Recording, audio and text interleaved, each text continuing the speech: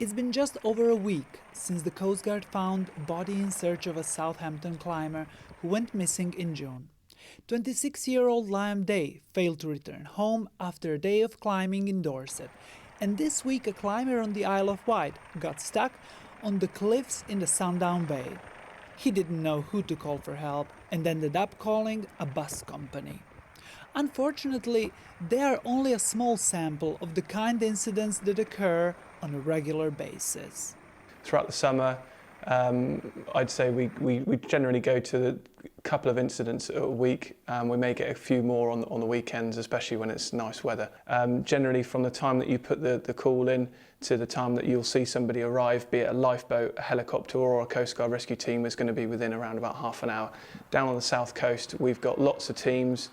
We have lots of lifeboats and a couple of helicopters, so depending on your incident, we can be there pretty quick. Luckily, there are a few steps that you can take before you go climbing, so as not to get yourself in a compromising situation. Make sure you buy your equipment from a reputable company.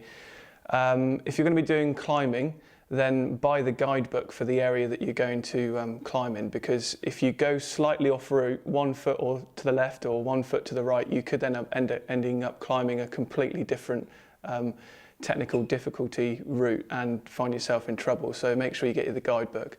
On the day, make sure you check the weather for the day and be prepared for the worst. But if you're going into a specific coastal area, make sure that you check the tides for the day.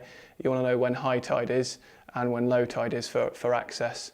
And also make sure that you, when you leave the house, make sure you've got a fully charged phone. Then if you do get in trouble, you can raise the alarm. And if you find yourself in trouble, don't panic. Everything is not lost. There are several things that you can do to help yourself. First things first, it'd be always a good idea to let your friends or family know where you're going and roughly what time you're going to be back. And then if you don't come back, they can raise the alarm on your behalf. Let them know that if you're in a coastal area, to dial 999 and ask for the Coast Guard. If you are in trouble yourself, make sure that you dial 999, ask for the Coast Guard.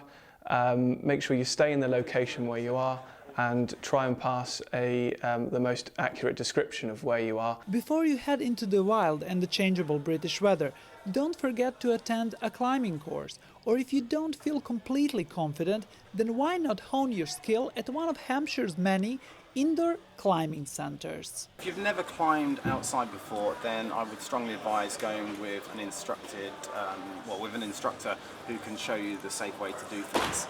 You can also learn to do things in another indoor climbing centre where there's ropes available, or in a bouldering centre. Obviously you would need to then get the correct equipment, like to go bouldering outside, you need to buy yourself a specialist bouldering pad which you can move around and make your landing safe. But always, I think, if it's your first time, definitely go with an instructor.